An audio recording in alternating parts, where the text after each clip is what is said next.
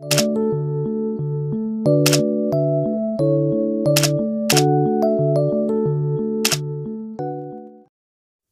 students, how are you all? I hope you are fit and fine at your home. Today we are going to study the last part of the fourth chapter, the Vedic civilization of 6th standard history and civics subject.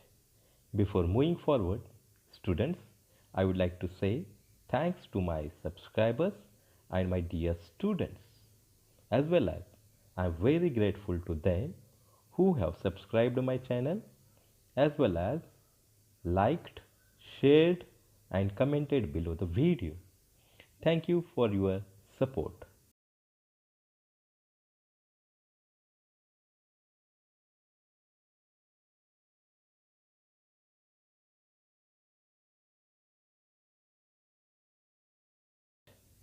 Now, students, today we are going to study the last part of this chapter. We have studied the Vedic literature, the family system, and day to day life, and agriculture and animal husbandry. Now, today we are going to study economic and social life of Vedic civilization. So, student, without wasting time, let's start. In the Vedic period, several occupations were flourished apart from agriculture and animal husbandry. The ever increasing wants of society gave rise to different crafts.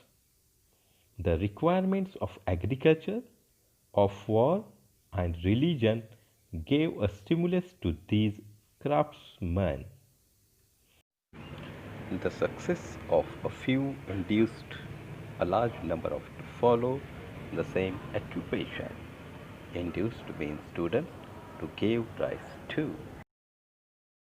As yet, in the early period of these, was no stigma attached to the following of these occupations or professions, and a part of the Vaishya community took up the business of the smith, the carpenter, the weaver, or the chariot builder. Artisans and people practicing various occupations were an important part of the social system. They formed independent organizations known as shrenis or guilds. Students, here guilds mean a medieval social or a medieval association of craftsmen or women, merchants often having considerable power. However, slowly the status of skilled artisans became secondary.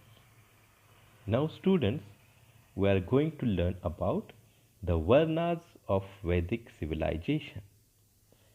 Let's learn. During Vedic period, these were four Varnas. For example, Brahmin, Kshatriya, Vaishya, and Shudra. A Varna was determined by the occupation of the people in the earlier stage. In the latter period, the Varnas came to be determined on the basis of birth. This gave rise to castes.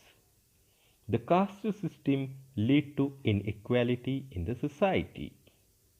Students, now we shall study about the four ashrams during the Vedic civilization. During this period, certain notions about leading an ideal life had become well established. There were four stages or ashramas from birth to death. The first ashrama was Brahmacharya ashram, or the period of Brahmacharya ashram was the period of staying with the Guru to learn from him. In one context, Brahmacharya is the first of four ashram. Ashram means it is based on the age or age based stages of human life. Grihastha, that is householder. Vanaprastha, that is forest dweller. And sannyasa, that is renunciation, being the other three ashrams. The brahmacharya, that is bachelor students, stage of life from childhood up to 25 years of age, was focused on education and including practice of celibacy. Now students will learn about the second stage of life, that is called as a grihasthashram. The second stage after the successful completion of brahmacharya was grihasthashram. Grihasthashram literally means being in and occupied with home, family or householder. It embodies a married life with the duties of maintaining a home, raising a family, educating one's children, and leading a family centered and a dharmic social life. Okay, students, have you understood? Now we will learn the third one. The third stage was Vanprasthashram, when a man was expected to detach himself from the household, retire to a solitary place, and lead a very simple life. Vanprastha means one who gives up worldly life. It starts when a person hands over household responsibilities to the next generation, takes an advisory role, and gradually withdraws from the world.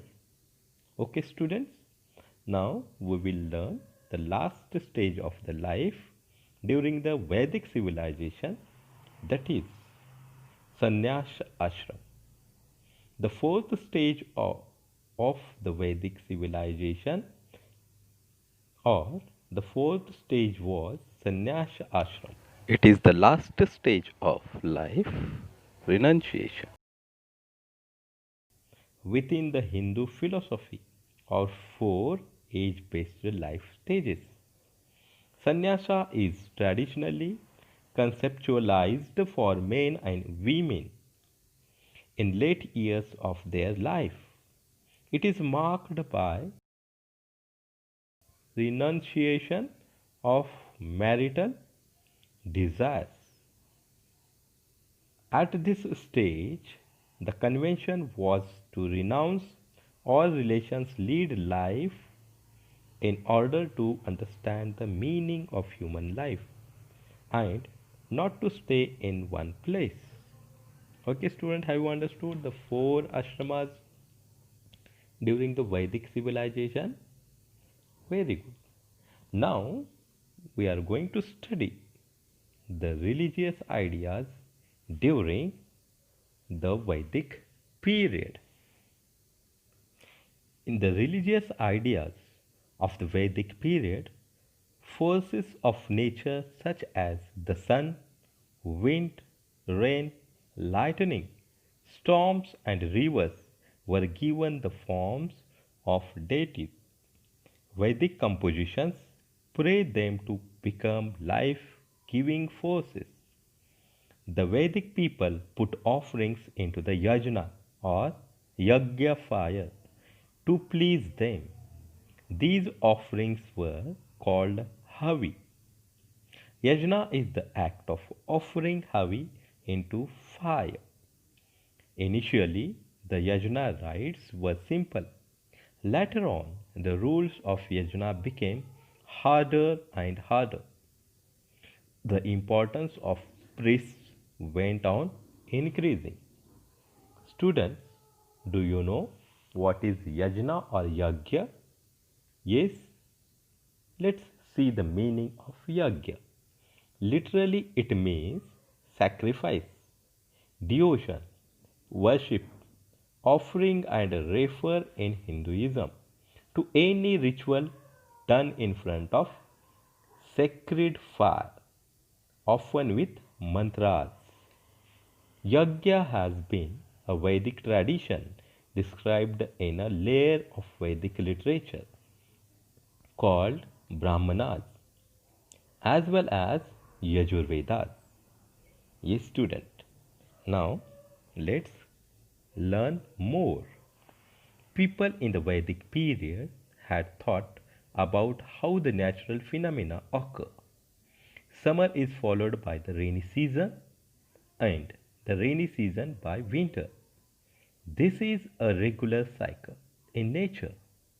The cycle in nature and the life cycle that moved with it were termed by the Vedic people as a Rith. What do you mean by Rith, student? Rith means literally truth or order. In Indian religion and philosophy, the cosmic means what, student? What do you mean by cosmic? The concept of universe or the natural process. So here in the Indian religion it is mentioned that Rith is very important. What is Rith? That is one of the important order. More importantly, natural order. The life of all living beings is a part of the cycle in nature. Disturbance in the cycle of nature leads to calamities. Everyone should be careful not to let it happen. Nobody should break the laws of nature. It was believed that following these rules was to follow dharma. Yes, student, what is dharma here?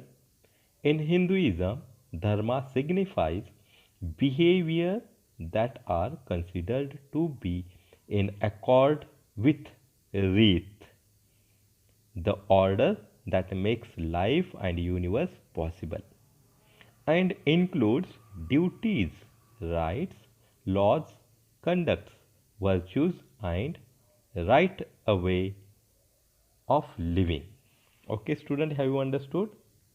Now we shall study about Now we will study about the political system of Vedic civilization. See, student,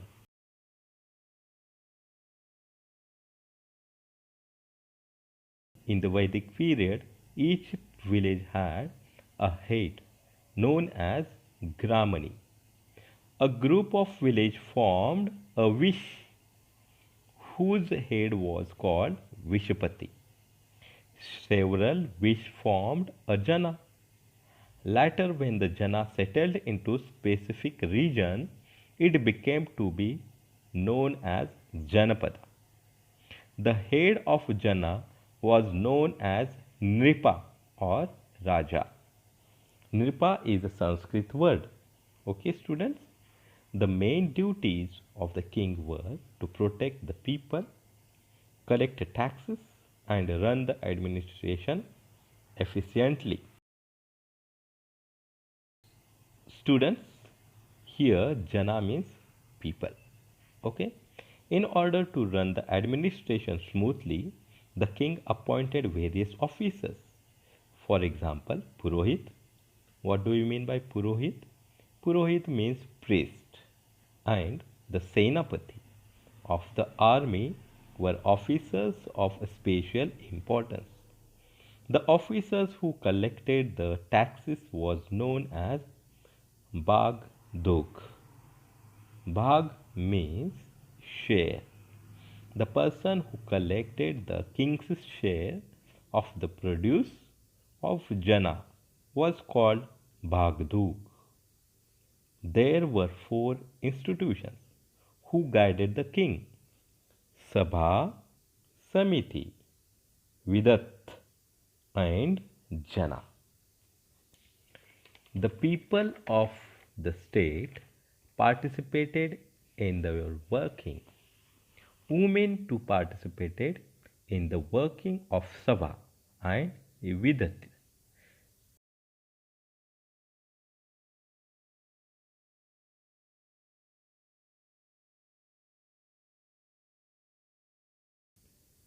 The Sabha consisted of senior citizens of the state, whereas the Samiti was a general body of the people.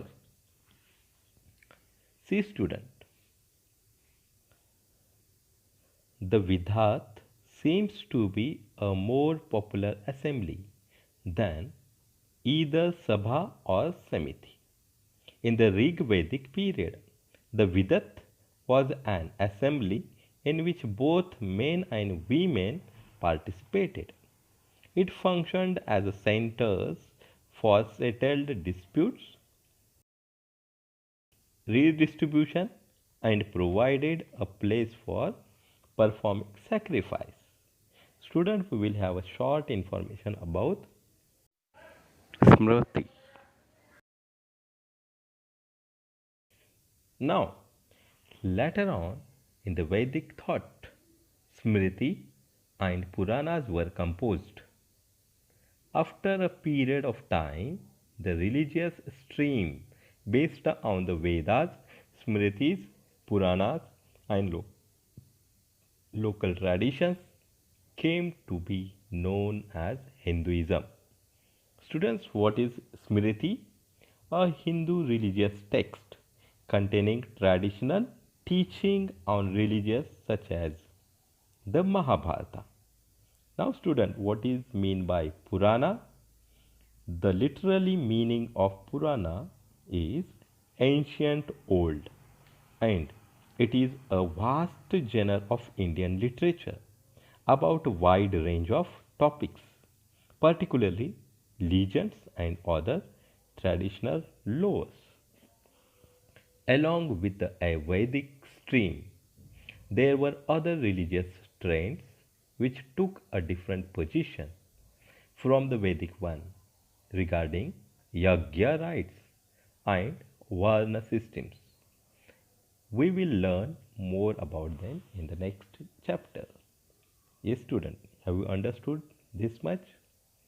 So today we have learned about the economic and social life of the Vedic civilization. Along with it, we have studied the religious ideas and the political system of Vedic civilization. If you have liked this video, like it, share it to your friends, subscribe it, and do not forget to press the bell icon with your comment. Thank you. Be connected.